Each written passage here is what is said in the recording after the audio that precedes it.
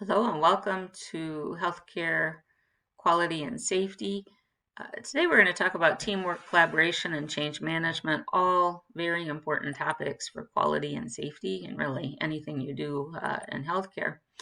So all organizations need some sort of structure and some sort of hierarchy. We've talked a little bit about uh, caregivers at the sharp end, at the front line, being able to have some sort of empowerment to make decisions, which is very important.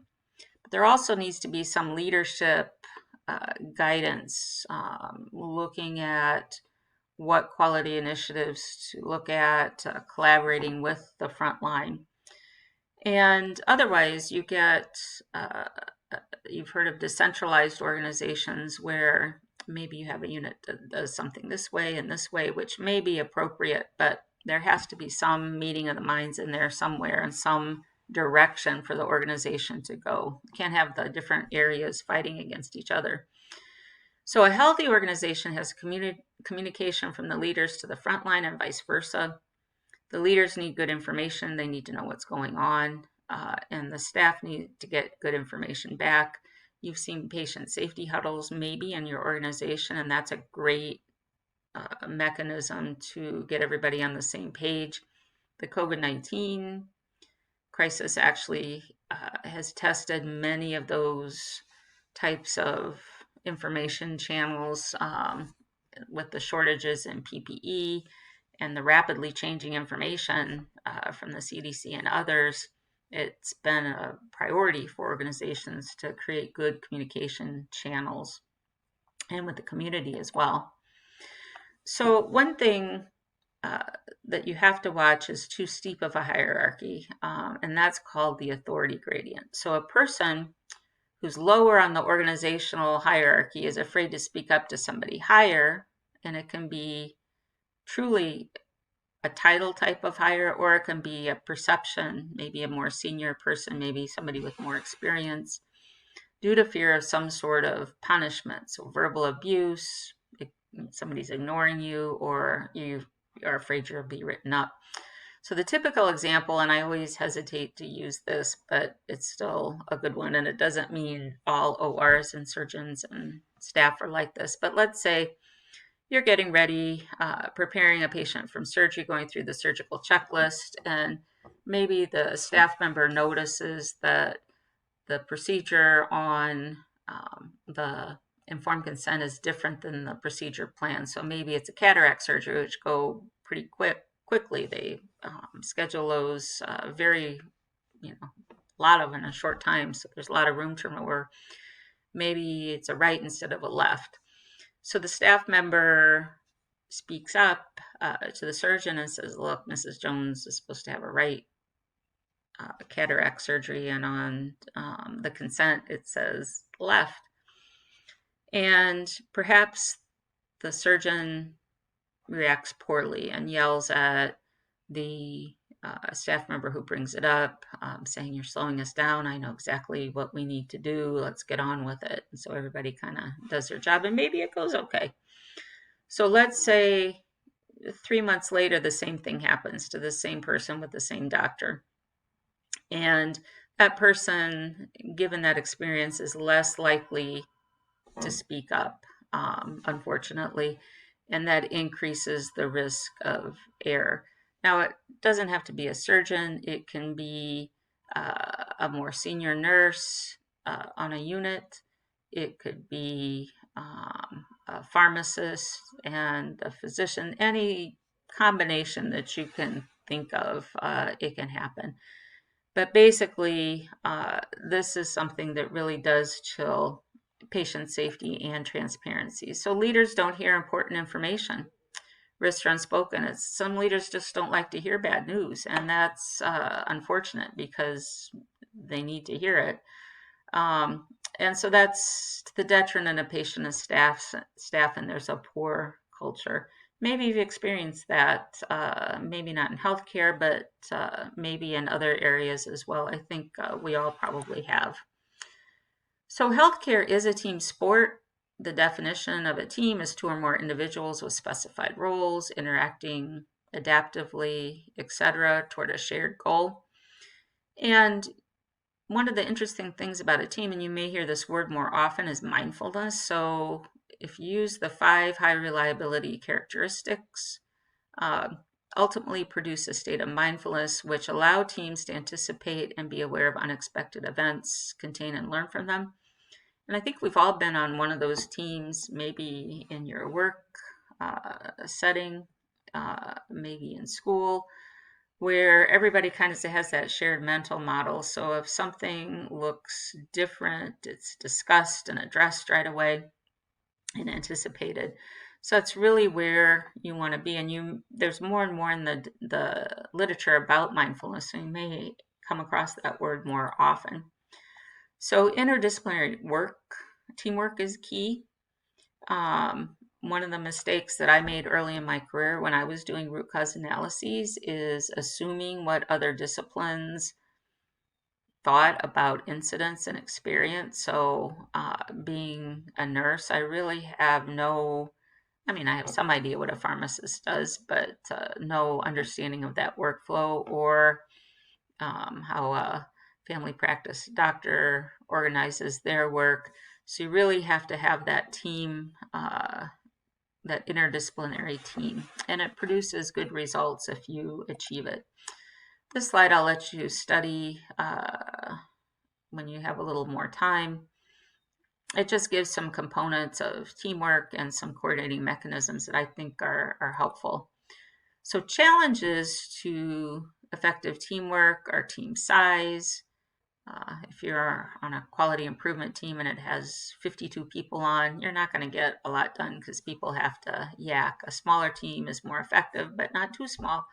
Instability, maybe you work on a unit, achieve that set of mindfulness, and there's a staffing issue, and your usually stable team, somebody is pulled out every night to go to another floor. And also geographic dispersion. So if you work in a big system, maybe uh, several sites within a state or states, that creates some communication issues at times. And a steep hierarchy, of course, makes all of that harder. Sometimes technology can help us.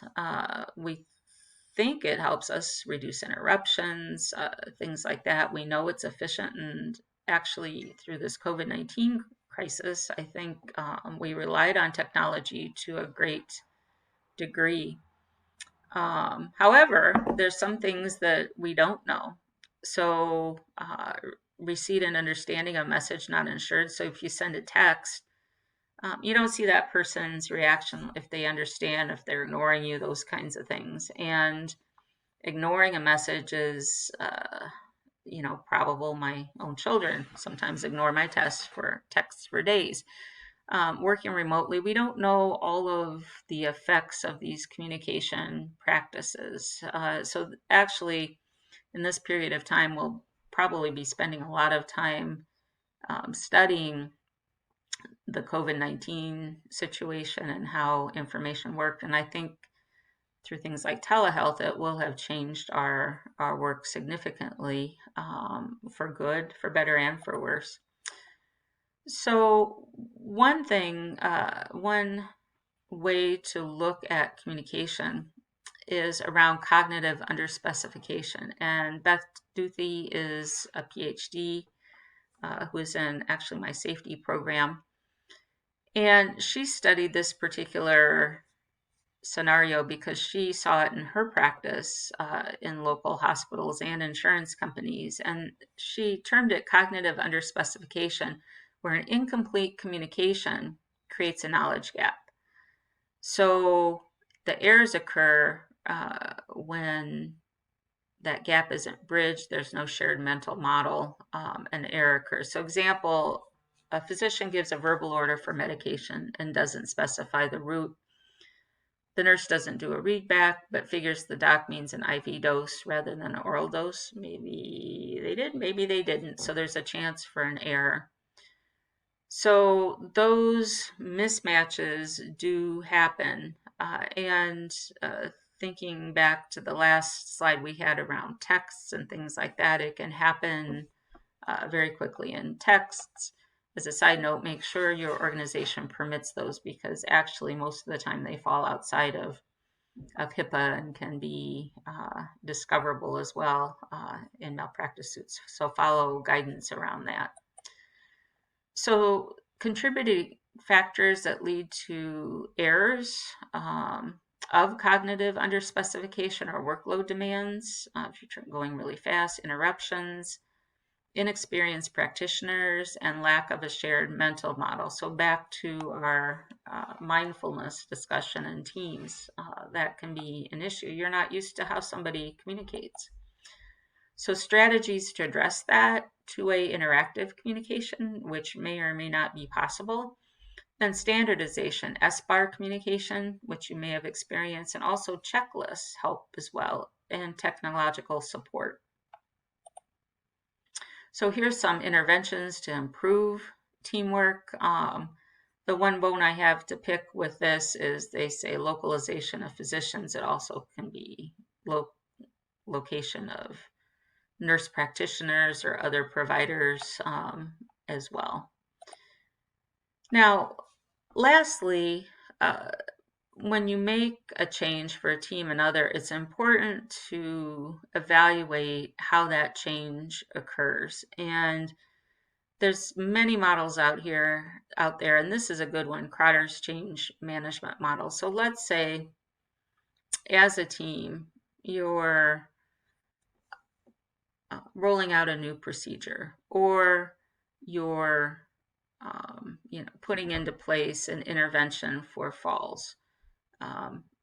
I think we've all seen interventions and initiatives fall flat for many reasons. So it's good to think through how to be successful. So when you're creating a measure, how do you do that? So one thing is you create the climate for change. Is there an urgency? Have you had a lot of falls on the unit? Have you had a lot of septic cases with missed components in the bundle? Build a vision and get the vision right. And then engage and enable the whole organization. So you need leadership on board. You need the local thought leaders on board. There's usually a few doctors and nurses who, once looped in, can really help the success of initiative. Enable action and build steps, so it's not like you're going to the end. It'll take a long time. Create some short-term goals and wins. And then for implementing and sustaining it, don't let up and make it stick. So sometimes there's kind of a early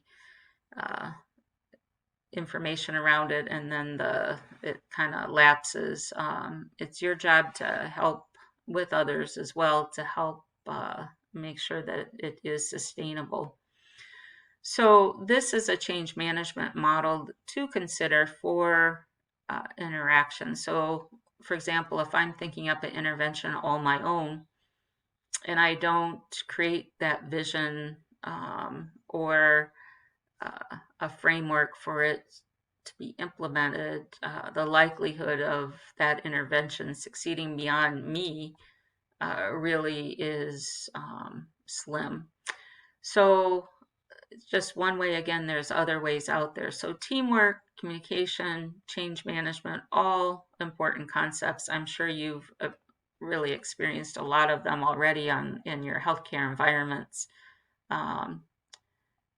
Good principles to address and assess as you're taking your first positions.